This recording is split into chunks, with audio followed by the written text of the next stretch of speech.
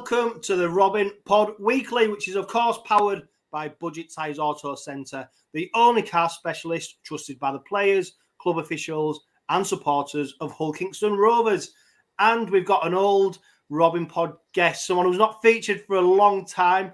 Keith Pollard is our latest Robin Pod Weekly guest. Keith, how are you? Good, mate. Good, thanks. Thanks for inviting me on. Been a while. Yeah, an absolute pleasure. Keith, are you enjoying watching Hull Kingston Rovers under Willie Peters at the moment? Not particularly. Oh dear. No, you know me. I'm outspoken, and I have me comment. Everybody. I'm a dinosaur. I'm one of the oldest players left alive, I think. But no, I just don't like this modern rugby, and I think we could be playing better. But that's just my opinion. Everybody said, "Well, you're a dinosaur," and the game's changed, and this and that, the other. The game has changed, but I don't think it's changed for the better. It's great to be top of the league, or in the top three, but we'll talk about that later. But no, I can't say. I mean, I went last week, and it was boring. For the first half, it was boring. You know what I mean? I don't think we're playing to our best. That's my opinion. Well, we're going to come on to obviously the Catalan game, and then we've got the derby on Saturday. Generally, though, what improvements do you think could be made to the side at the moment? I think when Willie Peters first came, we was playing free-flowing football. Even the pundits were saying what a great style of rugby we was playing off the cuff. But and then we've dropped back into the stereotype Australian bash kick, and it's just boring, I mean, there was crap on the first half last week, it was, and then the tables turned. Come out second half. Why you left 𝗦𝗢𝗋𝗄𝗏 off, I don't know. We seemed lost. We seemed rudderless. And then when he came on, it kind of clicked. But there's players, I don't know, that they seem to be playing as if at times that they're not happy. They're not doing what they want to be doing. You know what I mean? We've got some good players in that side, really good players. But I don't know. I think I'm not criticising Willie because he has done some good things for the club.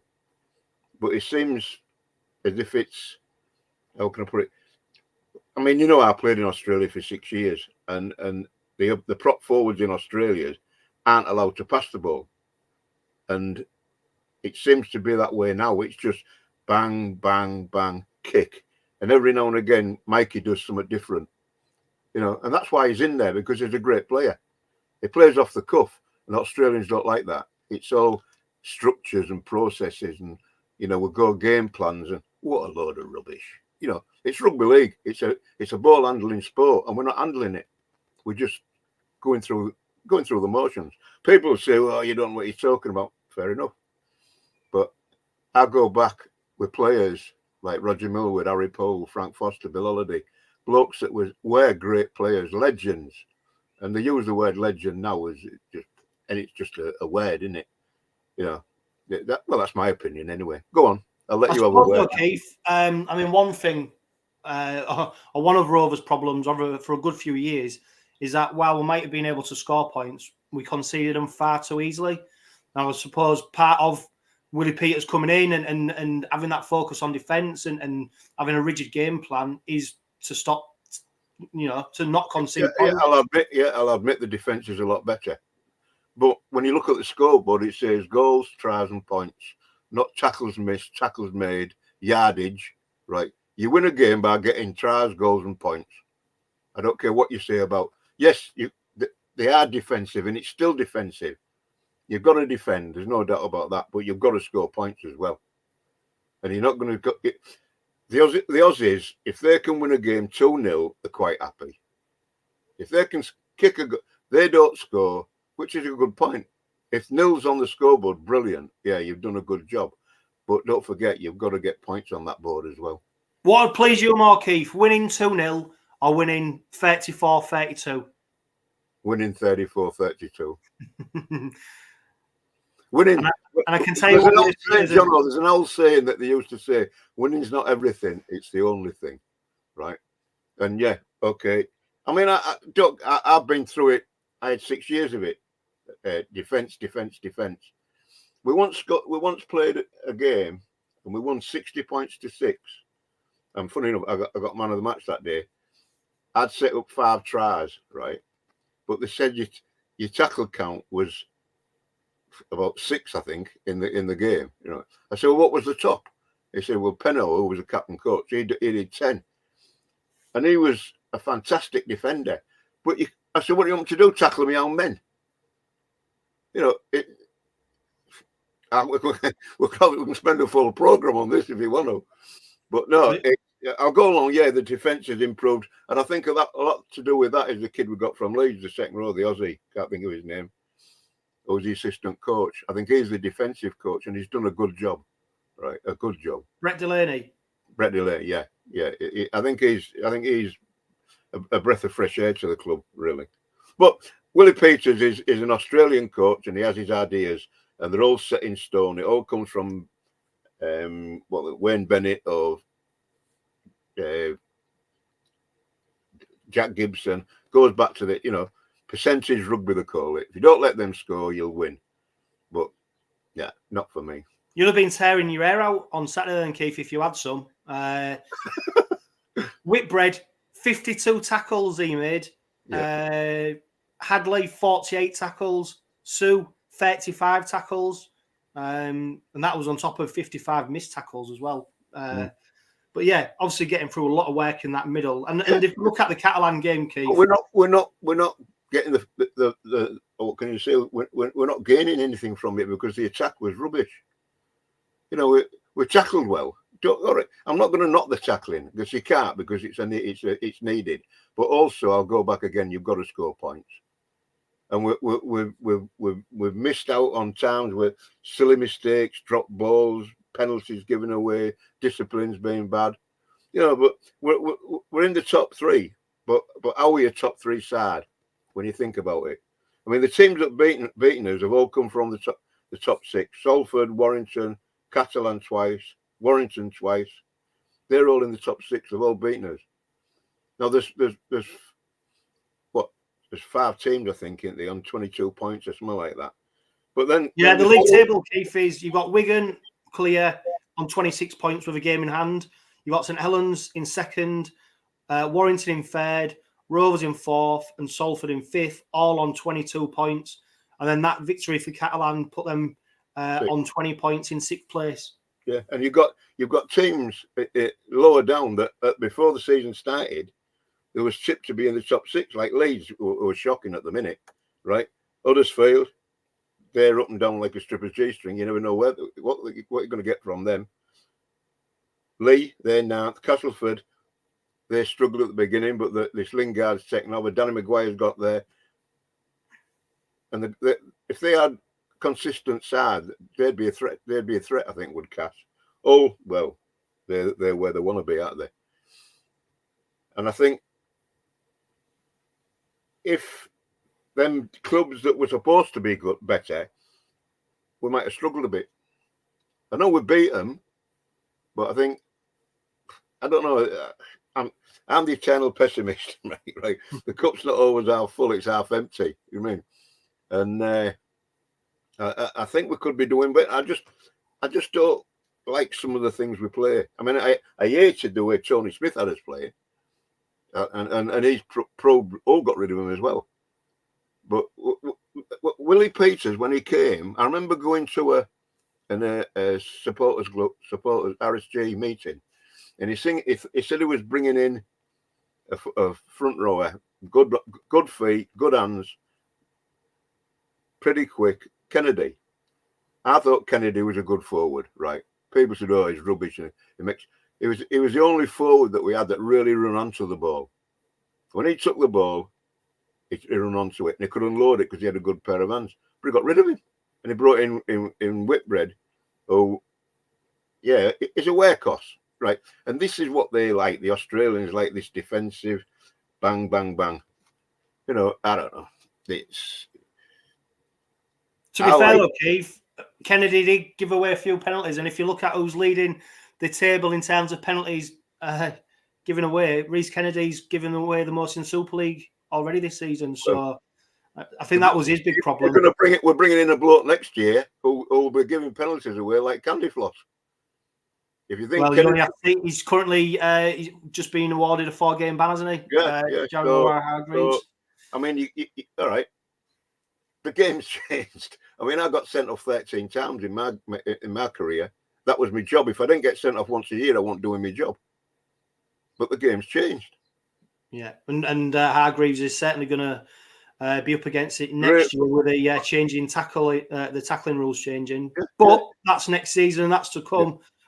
Keith, if we look at Saturday, on the previous Robin pod last week's, we spoke about how Rovers have got the potential to challenge for that second spot. I think Wigan are clear favourites to win the league leaders' shield. We beat them at home. We beat them at our place, and then we learnt a lesson when we went there in that semi-final. How good we are, you mean? And Wigan, they're a defensive side, but they can play rugby and they've got pace. Going back to Peters again, he got rid of the only two players we had, Senior and what they call Ethan Ryan. He got rid of them, and we have no pace. That's one of the worst things, or the bad things about our squad at the minute. We've no pace. But Keith, if you look at, I mean, no disrespect to Ethan Ryan and Senior, they might have had pace, but you look at who've come in to replace them. Yeah, Joe Pages, much higher calibre. Yeah, but we're not using it. Well, we're going to see on Saturday when we take on Hull, aren't we, in the derby. Hopefully, we're going to see plenty of points scored. I suppose, Keith, on Saturday, the biggest frustration was that the game was there to be won, and if we had won, it would put us into second place in the table, and it would give us a bit of a march on St Helens potentially. But Catalan, for whatever reason, are just our kryptonite, aren't they? We've only beaten them once in the last 13 games. And the good thing to me was that Abdul didn't play that well. That was the thing I got out of the game, that we kept him reasonably quiet. What did you make of Abdul's performance, Keith? Well, I thought I didn't think he did a lot, to be honest. Are you sad to see him go? Yeah, because I know there's a good player in there. I mean, when he played for London Broncos under Danny Ward, he cut us to ribbons twice. In 2 games, he beat us on his own, really. And he is a good player, but he hasn't done it at Catalan, obviously. He's put that much weight on, he should be playing front row. But I don't know, there's something gone on there. And there's been all these rumours going about and blah, blah, blah. But, I mean, he went to Catalan because he had reputedly had to get out of the country, or he had to get away. He's a bit of a deep thinker, I think, Jordan, and he had to get away. He had to get out of Hull. So what does he do? He goes to Catalan and comes back and signs for Hull FC. So what's this about? Well, he has to get out of Hull. You know, I don't know. I like the kid, and when Willie Peters first came, Jordan didn't play well under Tony Smith because Smith wouldn't let him play the way he wanted to play. This is what I got told. I actually spoke to Jordan after the first game. I think we beat Leeds, I think. And I was in the bar and he come in. I said to him, "You're playing with a smile on your face, son." "All right." He said, "Yeah, look, great." He's told me do what I want. And then all of a sudden, whatever's happened, he's got rid of him. I mean, and the other thing is, they've got rid of him and they're not getting out for him.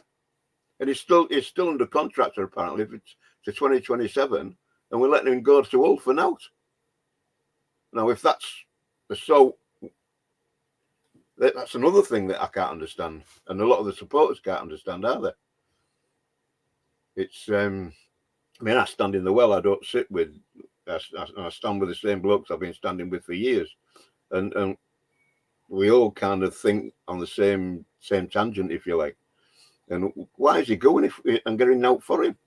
They're putting the prices up for everything. It's a father of pounds, and they're letting him go for now. You know. I suppose though, the Keith, that Willie Peters is rueful, isn't it? You know, we've seen already. Once you fall sort of down the wayside. That is it. I mean, you can't criticise him for what he's done, because we are all right. We've got in the top 3, and some of the when he first came, I thought we were brilliant. I thought what a fantastic, but to me, he's gone back in the Australian way, right? And it seems that this is I might be a bit not noted for saying this, but there seems to be a bit of a click now. The Australian club, you mean? I mean, tell me if I'm wrong. Do you think May's playing well as a standoff? I think he's. Don't tell me he tackles well, because he does. Right, that is his best. He probably tackles so much. I mean, the positions he puts. I mean, going back again. There's an old saying: your halfbacks, you have a ball player and a runner. All your great halfback pairings, you go back to Roger Millward and Steve Hartley. You go to Arthur Bunting and Roger Millward. You go to kids that played with Dennis, not Hartley, Hardesty and Epworth, a ball player and a runner. All you have pairings. Mikey Lewis is having to do everything. That's why it comes off, and he's absolutely knackered, for the want of a better word, because he's doing all the running about and the ball playing. May just seems to. You watch him when they're warming up. He's always behind them. He just doesn't look interested. And but I think that's Keith. I think that is a bit of perception, because I've mentioned it on the Robin pod before about Tyrone May, and especially in the warm up, about how laid back he is. But I just think that is him as a person, and I think he just seems he seems to me to just pass the ball for the sake of it. And some of these long balls he sends out, God, gee, your heart's in your mouth when it leaves his hands, because you never know the bloke's going to get it or not, or the opposition. And yet, when he does run, I've watched him in particular, and people say to me, "Oh, you're biased." I say, I'm not biased at all. There's a good player in there. There's no. I talked to a kid from Penrith when he first started. They was expecting him to be another, like the superstar they've got, because he was of that standard. He was a great player when he first started, and he does some great things. Like on Saturday, against Catalan, he took the ball once and he made a great break. So why don't he do it all the time? Why don't he do it all the time? But I think sometimes that's easier said than isn't it? And sometimes you have to give credit to the opposition for the way that they're able to shut down. Not when he's just passing for the sake of passing it. He never draws the ball, never draws a man, puts a bloke through a gap. It does it every now and again, but it's not there for that. It's not there for tackling. You don't employ a number 6 to be a tackler. Yes, he'll do his job, but I bet he don't go far off the top of the tackle count, I reckon. But he's not doing his job as a standoff. And Mikey Lewis is having to do both things. That's why he's run off his feet every game. He's not doing his fair share. If he's going to be the ball player, he wants to be checking and doing it, making blokes work, creating this, creating that. If he's not going to be a ball player, he wants to be a runner and let Mikey Lewis do it. Let Mikey Lewis be the creator. Because Mikey's got a good pair of hands. I mean, it's like the second rower, can't pronounce it. 𝗪𝗪𝗧. Yeah. I mean, a couple of times Mikey Lewis has put him. One game, he took the ball, drew the man, popped the ball in, and he went through. And that's what they should be doing. It's a ball handling game. You run, you pass, you back up, you tackle. That's all there is to the game. It's not a science like they try to make it out to be. All these game plans and structures and this. It's a load of rubbish. We play on the same pitches we played on 60, 100 years ago. We play with the same ball, right? And it's more or less the same rules. Give or take a bit. And we just, I don't know. You know, I'm not here to criticise and rubbish Rovers, because to my club, all right, I'm an Huddersfield Roader, and I used to be a supporter, but I got out of it. You know, I got out of it. I got better. But some of the things nowadays, I mean, yeah, all right, I'm a dinosaur. One bloke said to me a few weeks ago, "Well, you only played part-timers," and I said, "Oh, so it was all amateurs, was it?" "Yeah, you was." I said, "Oh, so Roger Millward, Harry Poole, what's the name places in the ground after, Bill Holiday, Frank Foster, Davy Elliott, Alan Barewell, Johnny Moore. We was all amateurs, was we? We was all rubbish." Well, he never said anymore. And that's how people have got in now. All right, you're dinosaurs. You passed it. You stand there and you do nothing but moan. The game's not the same as it used to be, and all like. Yes, I know I do that because I love the game. It's the greatest game in the world, and we all know that.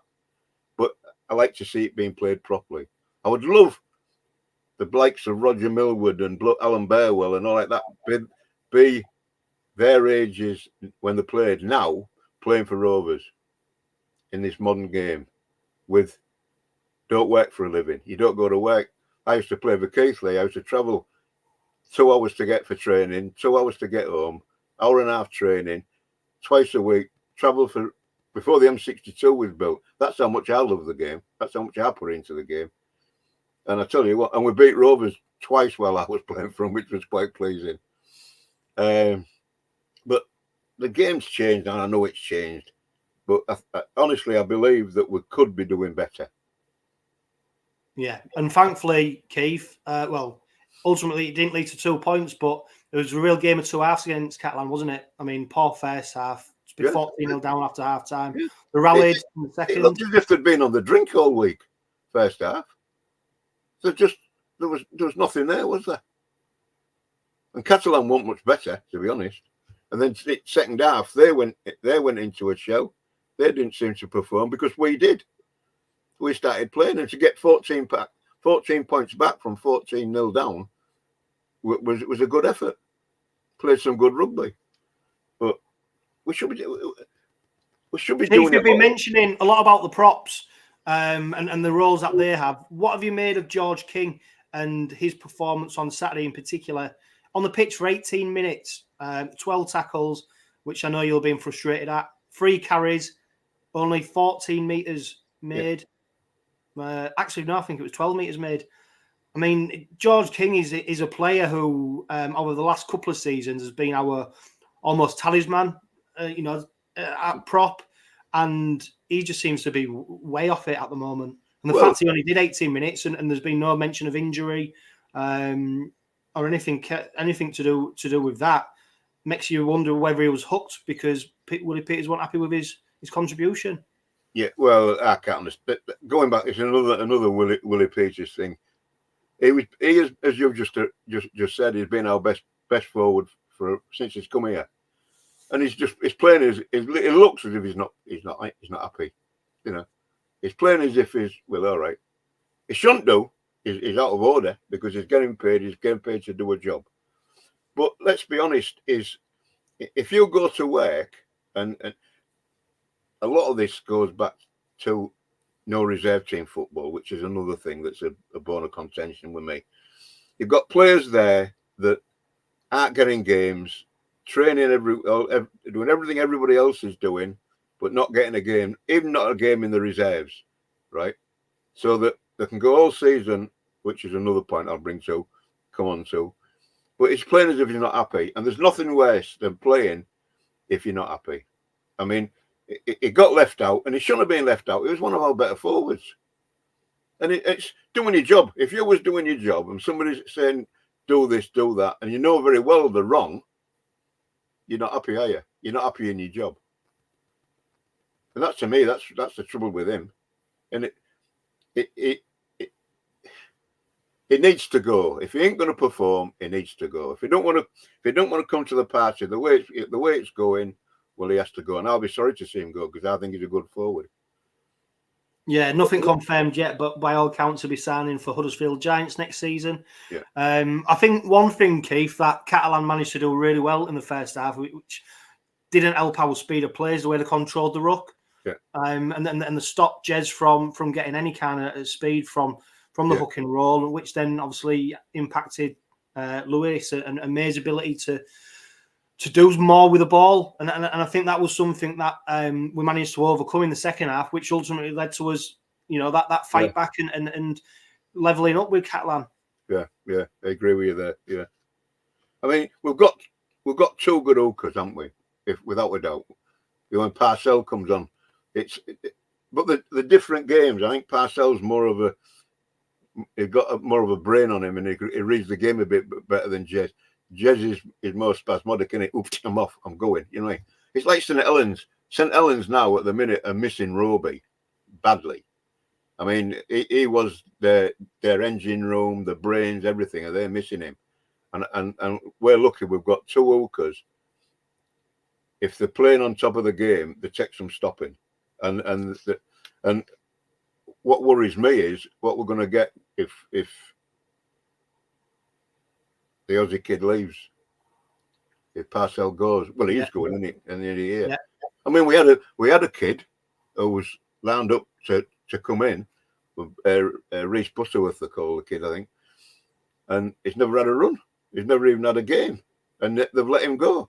And so whether this is another Willie don't like him, I don't know. But I went to Dewsbury the other week because I do a looking back thing on a Friday, and they invited this lass who runs it from Dewsbury, and we went to Dewsbury to watch the game.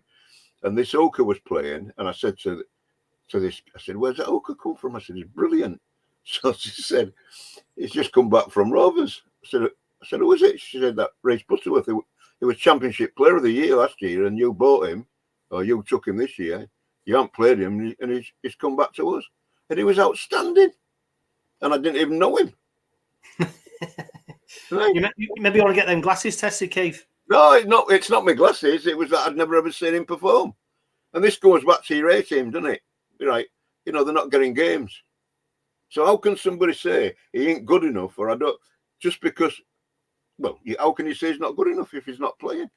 Yeah, by all accounts, Keith, I think obviously Reece did play Super League, didn't he, for London earlier on in the season? Yeah. And I do think he was offered the opportunity to potentially go down on a season-long loan deal, and then for whatever reason, it was a travelling. It was rejected. It was living down. I think once that was rejected for whatever reason, I think that was pretty much the nail in the coffin for him, which Willie Peters has ended up shipping him out to Dewsbury, and he won't play for Rovers again because, of course, he was only on a 1-year deal with a 1-year contract extension. Why do they bring these kids in? Like that Wallace, AJ Wallace, they got him from Bradford. Obviously, he wasn't big enough when you saw the kid, when you saw him, second row. So why do we bring him in? If they don't, it can't do them any good. It's like bringing all these kids through the academy, building them up, giving them all the bull about, oh, you're a Super League player, blah, blah, blah. You're in the Super League club. And then half of them chuck it or get thrown out the game, aren't good enough. 1% they work on academy to bring players through. And the rest just go, just wiped. Sorry, lads, you're not good enough. And they chuck it. You might as well leave them. Oh, don't slap me on this one. Go on. That's another one that really gets up my nose. What the Super League's done to the amateur game everywhere, not just in O. But it's the whole system's wrong.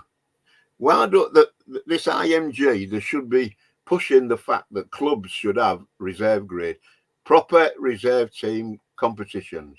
Like we used to have. There was a Yorkshire Senior competition and the Lancashire Cup. You played every week. You knew you was going to be playing every week. You was match fit all the time. When the first team had injuries or you managed to get into the first team, you was ready to perform.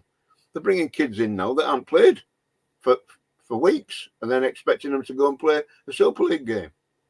The system's wrong. That's what should be being pushed by this IMG, not just the money part of it. And they'll say, oh, well, it costs money to run an A team. It costs money to run an under-19s and under-16s, and they've got an under-14s now. They're taking all these kids from the junior leagues, and you can count on your hand. I think there's 8 clubs now, amateur teams, where there used to be about 200 or 100 and odd or whatever it was. Anyway, we're going off the subjects. Go on. Keith, what you made of the Ben Reynolds situation? Oh, no. Another one. another Willie Peters folly. I don't know. I mean, the kid we never had a goal kicker, right? Which is good. Mike is doing well now. He's obviously he's kicking well, but when we never had a goal kicker, when they let Abdul go, and so he brings him in, right, from Featherstone. He played against us at Wembley. Goal kicker at Wembley, decent standoff, bit of pace, bit of niggling him. He wasn't frightened to get stuck in. He plays him 20 minutes against London. He should have played the full game against London, right? Give me a rest, because I was telling you what I think about where May play. Let's see what he can do, right? Gives him 20 minutes against London, right? And then he never played again. And then he ships him out to Hull. I don't know. It seems ridiculous to me that they bring a kid in like that and then treat him like that. And the word is, well, he didn't fit in. He wasn't part of what we want. Or what a load of, I don't know. Does he want good rugby players, or does he want lily white, yes sir, no sir men? I mean, I remember one day Colin Hutton saying something to Frank Foster. Now, Frank Foster would have eaten Rovers pack. He'd have played him on his own. And he said to Hutton, Hutton says to him, what do you think, Frank? He said, what I think, Frank, Colin, is you should start doing your job. And there might be one or two players that think the same about Willie Peters. I might be wrong, but there's things that he does. For me, it cost us Wembley by paying Mikey at full back. And people say, oh, no, he didn't. It was, what they call it, the Aussie kid didn't kick that ball into touch. Schneider. I said, he got us there. How can you criticise him? He made one mistake. He didn't get he tried to go along with his kick to make it a bit easier. That was the only mistake that kid made all the time he was here. He got us to Wembley. If he'd have got that ball into touch, yes, it'd have been a drop goal, we'd have won it. But he didn't. But there's our margins, aren't they, Keith? And what I would say about the Ben Reynolds transfer is whether it should have happened in the first place, because it looks like a complete knee-jerk reaction at the time, and then by all accounts the Robins paid a transfer fee to Featherstone to bring him over. He's then been shipped out to that lot on loan. Ironically, he was caught filmed singing Old Faithful after he's think scored a try or got a kick on Sunday. But then the mark of the man is he's quick out there, isn't he? I think he, by all accounts, left them in a bit of a lurch. They didn't expect him to be departing them either, and he's gone back to join Featherstone on a 18-month contract. So I think it's just, there's not a lot the club have got wrong at the moment. That is probably just one in hindsight that they did, and thankfully we've been able to put a full stop at the end of it. I mean, I'm looking at it through Reynolds' eyes, if you like. It's brought from Featherstone, right? Yes, they paid a fee for him. He knows full well that they need a goal kicker. He's a goal kicker, right? He's watched May play, right? I've been at Rovers and I've watched players' props, and I'm thinking to myself, well, why aren't I getting in? Why aren't I getting a go? He gets a go. He said, right, okay, Ben, you're in the first team this week against London. Great. You get 20 minutes, right? And then you wipe like a snotty ass, for the want of a better word. And then he's shipped out to Hull FC. Wouldn't you be a bit, I can't say what I'm going to want to say, but wouldn't you be annoyed? Wouldn't you think that, what am I being messed about for like this? And then I heard that he's been told that Hull don't want him next year anyway, right? So he said, up here, I'm off. So it's all right criticising the kid. It's his livelihood as well as his sport, right? He plays a lot of rugby league players don't just play for the money. A lot of them play because they like playing rugby, and that's what they want to be doing. It don't matter who you're playing for, what club you play. You want to be playing every week, going back to the reserve grade. There isn't one, so a lot of them don't. But they're sat there, they're training all week, and all right, you can criticise the players you're playing with, but you want to be the best. You want to think you're the best. You want positive thinking in your own head. You don't want to be his head must have been in shreds. What are they doing with me, right? I was at Featherstone. He's a Featherstone kid. He's come back from Leigh. He was quite happy. And then Rovers, come and play for us. We need a standoff. We need a goal kicker. So he goes. He gets 20 minutes. Don't play again. Then he's shipped out to Hull, playing in with it. And he was playing, what I've seen of him, he was playing quite well. He's got a bit of pace. He can read a game. To me, he's a good standoff. And he's just been. You're trying to say, oh, Rovers have done well out of it. They've got have they got money for him? No, I don't think Rovers have done well out of it. They paid Featherstone a transfer fee to bring him. I think the whole deal has been a complete mess. Why is he doing it? Why is he doing it? The prop from Rovers was the swap for Jack Brown, right? They sent him. He was a bit player. Can't think of his name offhand. I've got it written down here somewhere. I know he's getting in Hull's first team, and the games I've seen on TV, he's played well. Jack Brown, who was a bit player, and I've known Jack since he was a kid. His dad played at East Low when I was coaching him. Jack's not big enough as a front rower. He's not big enough. He's about as big as me, and I'm not. Now you want to be 6'4" and 18 stone. He's 5'10" and about 13 and a half. So why did we swap him for what they call him? Yusuf Aydin. Yeah. Why did we swap him? Right. And Jack's now not doing now. He's not getting a game. So he's going to be cheesed off, isn't he? Well, speaking of Jack Brown, Keith, and I think I might know your answer to this already. Are you looking forward to the derby on Saturday? Oh, well, yeah. If there's only 2 games you win a season, you've got to beat them, haven't you? But I'll tell you what, this Griggs has made a difference to him. I think he's a good coach. And the local derby, right, brings out the best in local kids. Now, they've got a few good, and I don't know why, they seem to get better players through their academy, local lads, than Rovers get, because they always seem to beat us. But they'll be up for it. We'll have to watch our mind. If we play like we did first half against Catalan, they'll get whooped at Hull. And Hull was rubbish, but they're starting to come back. And you talk about defence, their defence is good.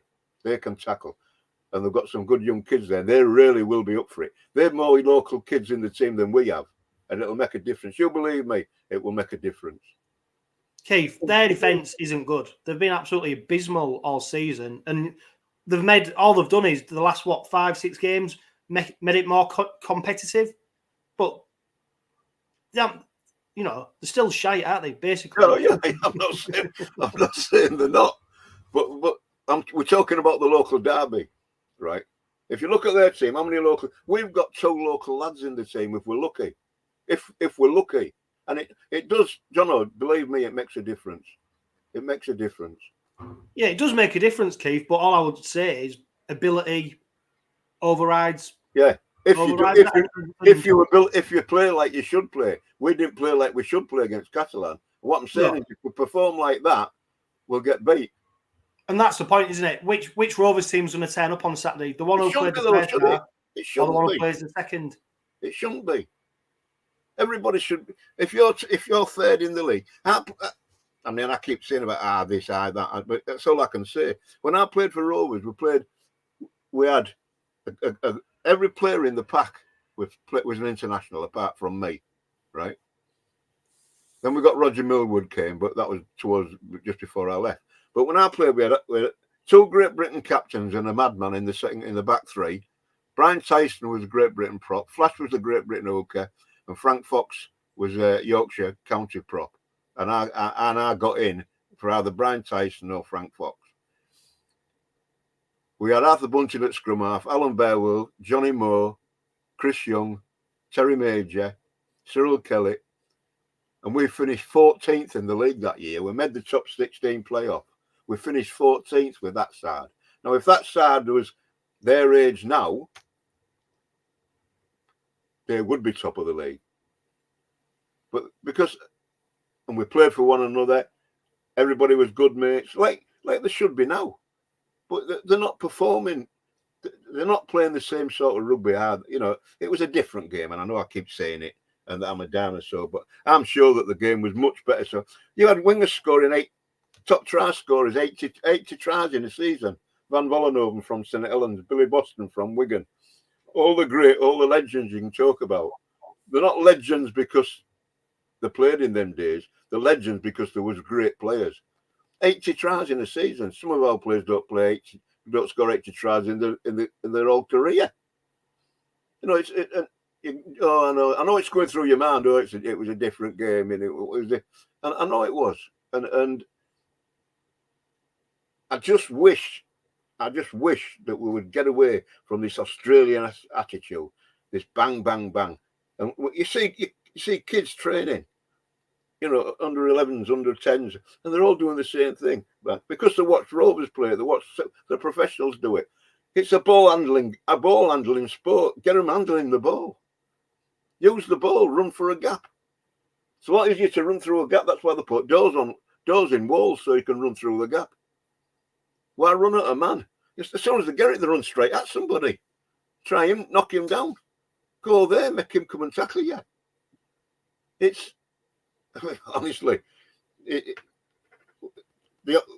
keep going back to this Australian thing because in the 70s, the Australians was beating us. They came one tour and went through it in Indomitables or something they call them. They won every game. And all of a sudden, we thought, well, we've got to change the way they play, where we play.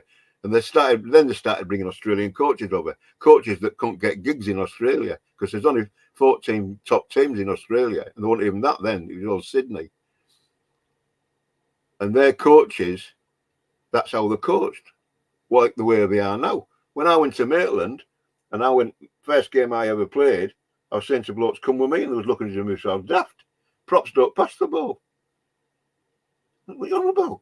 Just run for the gap. And when I started doing it, and blokes knew they weren't going to get a dump, you know, I was taking the ball, putting the ball through a gap, and I was thinking, Jesus, this is easy. And that's how you play. Let the ball do the work. You taught when we was brought up, let the ball do the work. The first thing I went coaching kids, and I had one, I was all stood. I said, right, who's the quickest player in the squad? And they're all jumping up and down, me. I said, right. And I used to say to the kid who was coaching with us, I said, stand over there. I said, right, go and get this ball. And I passed the ball, and I said, what happened then? He said, well, you passed it too quick. I said, yeah, because the ball will do the work. The ball will beat you every time. So that's what you want to learn to do. Run for a gap, be there when the ball's there, and you won't get hammered. And we're just getting hammered now. Every player's, they wonder why there's so many injuries. It's a car crash every tackle. We're 10 yards away, right?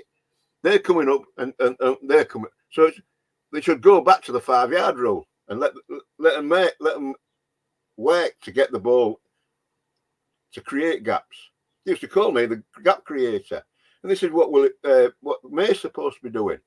He came and said he would be creating the gaps for Mikey Lewis. Well, he ain't doing it. He hasn't done it.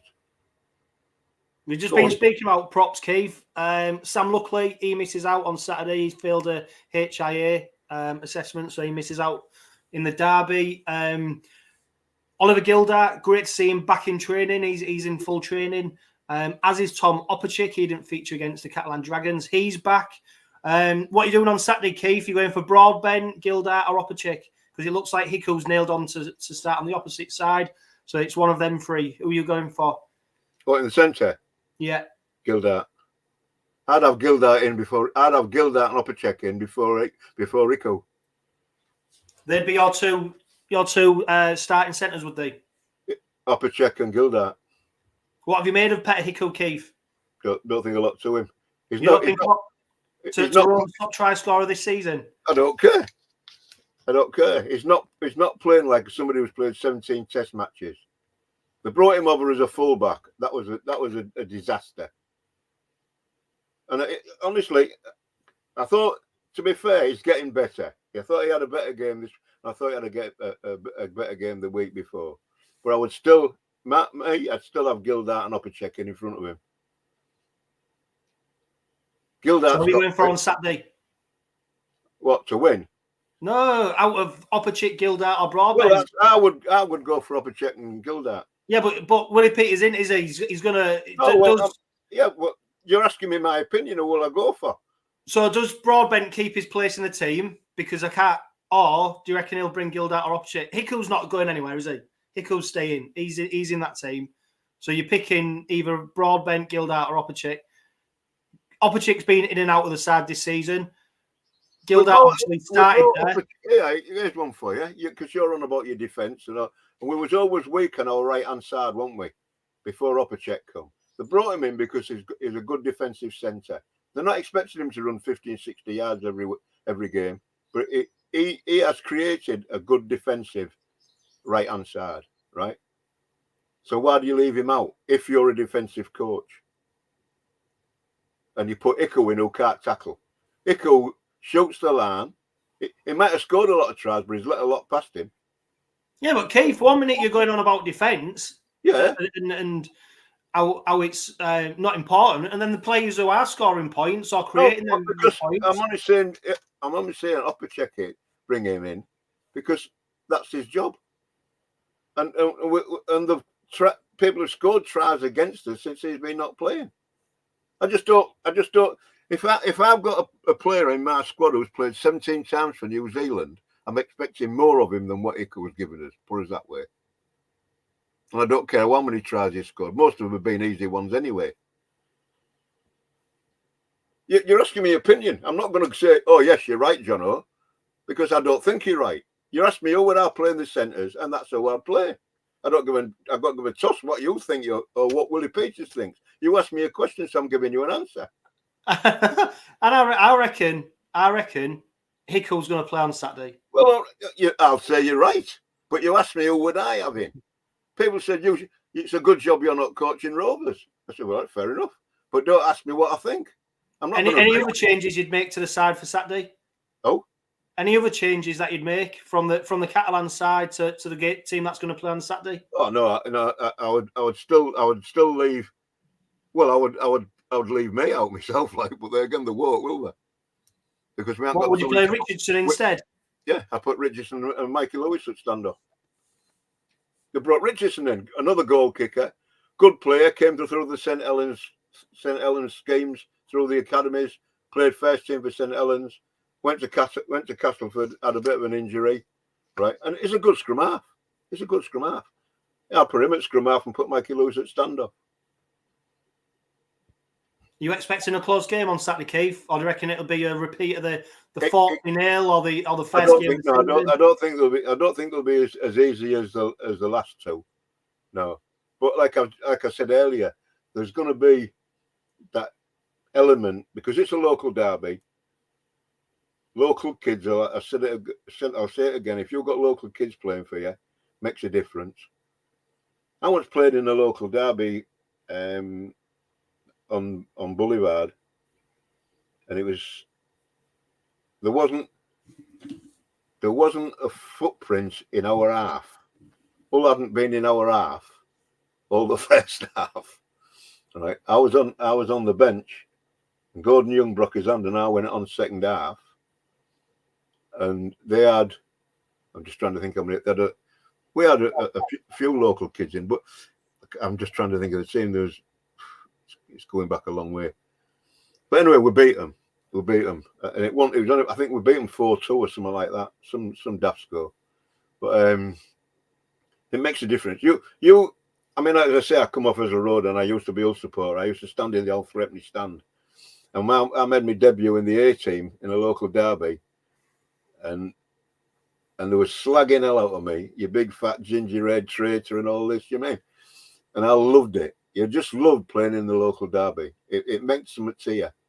And I was a Rovers player then, so yeah, I wanted Rovers to win. And I want Rovers to win this week, even though I used to be Hull supporter. You know, over 60 years. 60 years I've been a Rovers fan or a Rovers player and supporter and what have you. So you know the black and white's kind of drained out of me. My dad didn't speak to me for 3 years when I started for Rovers. People don't realise what a local derby is, and to say about Wigan and St Helens and this. There's only one true local derby, and that's Hull and Rovers. And the reason it's a derby is because there's a river in between us, and that's how the derby came about. There's two villages in Oxfordshire in the 1800s that had this ball game where they and they came from two sides of the river, and they called it a derby. And only true local derbies have got a river in between them. It's like Hunslet and Leeds used to be a true local derby because the River Aire runs between the two parts of Leeds. And the Willie Peters, Keith, he'll know not to set Hull lightly on the Saturday, not least because of last season. He called the 16 points to 4 defeat at Craven Park probably the worst game of the season for him, even more so than the Challenge Cup final. Yeah. I mean, that was at a time when Rovers were playing well, and then that result just came out of nowhere. Yeah. And it was probably about the same time I think last season as around about now when this game's taking place. Yeah. So it is an important game. Crucially, though, Willie Peters is looking forward to it because of what happened against Catalan, and he knows that him and his side have got to put some things right, and this is the perfect opportunity to do it. Yeah, without a doubt, it's right there. It's right there. I mean, you cannot imagine. Even you don't know what's going through your mind as a player when you play in a local derby. Honestly, and it's not just a game; it's a war. Right, you're going to war. I remember watching a documentary. It was on the British Lions rugby union, and the coach had his shirt in front of him, and the Kiwi was this Kiwi coach, and he was saying to the players, "This isn't a football." They called them Guernseys, didn't they? He says, "This isn't a football, Guernsey." He says, "This is your battle dress. You're going to war." You know, and the hairs on the back of your neck stood up when he said it. You know what I mean? And I once used them words with he's still under 18s. I said to him, we was playing, I think it was 𝗂𝗲𝗄𝗏. I think it was 𝗂𝗲𝗄𝗏 we was playing, or Dockers. And I said, you're not, this isn't your football, this isn't your shirt, this is your battle dress, you're going to war. And one of the fathers said to me, I could see them all grow about 6 inches. And they went out and battered them, you know what I mean? And I think, Keith, I am supremely confident that this whole Kingston Rovers side will batter Hull on Saturday. I think. Well, I hope you're right, and I think Hull are going to come out not looking for a fight, but looking to cause disruption because this is their last chance of actually doing something this season. Well, so I mean, they've got rid. Who does their recruitment? I do not know, and I do not care. But whoever brought that, 𝗕𝘂𝗱𝗴𝗏𝗏, the other one that's gone, the old Neil Brown. Yeah, he was supposed to be a good player, but never really performed. And this 𝗪𝗧, whoever his father must have stuttered when they registered him at birth. Whoever says he's a front row forward, I do not know. He makes a run about he'll make 3 or 4 runs a game, and that's all he does. To be fair, though, Keith, you don't have to be that great to stand out in that side, do you? No, I mean, no. I think if you put a couple good player that to me, match. Danny Houghton, he always makes a difference. He's not going to be playing, right? And he makes a difference to that team. He's a bit like Roby was with St Helens. He's been there since he was, well, what's his 20th season or something he's been playing, whatever.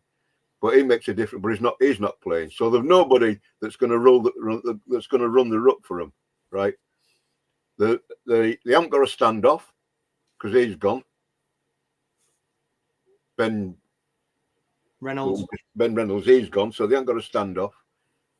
The one of the better players is struggling a bit. He's been having it.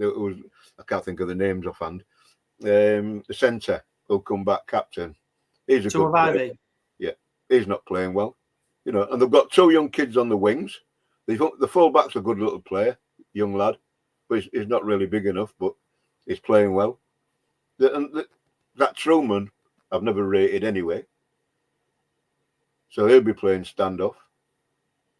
The only kid who was really, really, really gives 200% every game is the blonde bombshell, what they call him.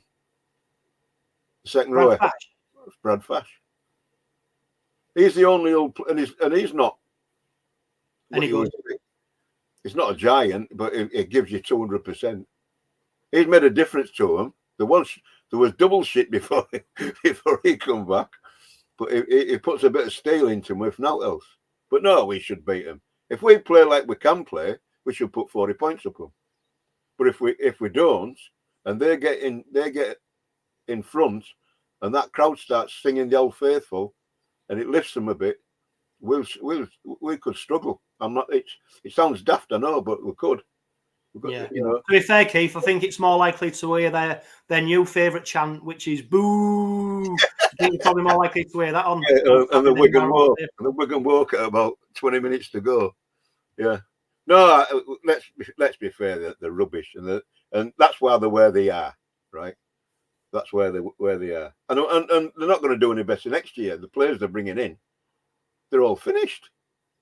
They've all had it, and I mean, they're bringing Abdul in, and that cuss who's been at Wigan and who's at Salford, and the both of them are ball players. So who's going to do the running? Who's going to be? Cuss is the go-to man, as they call it, these modern day rugby, when he's with Salford. But Sneyd is the bloke that runs the game with Salford. That's why he gets man of the match every week. Whenever he plays, he gets man of the match because he's a good goal kicker. He's a better player under the Salford coach than he ever was with Hull, because all he did, he just walked about the pitch and kicked at Hull. And he's a good goal kicker. And he's a good field kicker, but he's playing better rugby at Salford.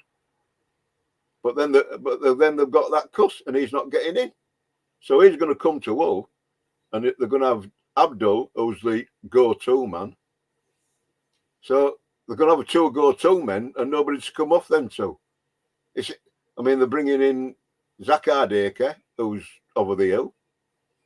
Got Truman, who, as I said, I don't rate anyway. The cast supporters say, "Oh, he can do this and do." Well, I've never seen him do well. I don't think not to him. And who else? Oh, they bring Oliver. What they call it? They've got him, haven't they? Or is it Oliver from Twist? Lee. Is it Lee? Is that Oliver? Oliver Holmes. Oliver Holmes. Yeah, they've signed him, haven't they? You're not going to say, "Oh, Jesus, I've signed him." All right, they've signed him. You know what I mean? So they're not going to be a threat next year. They're not a threat this year. I can't see him being any better next year.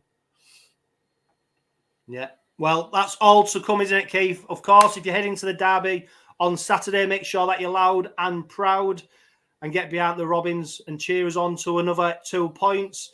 This has been the Robin Pod Weekly, which is powered by Budget Tyres Auto Centre, the only car specialist trusted by the players, club officials, and supporters of Hull Kingston Rovers. A huge thanks to everybody who's tuned in to listen on the podcast and who's watching on YouTube. But for now, live, love, laugh and be happy.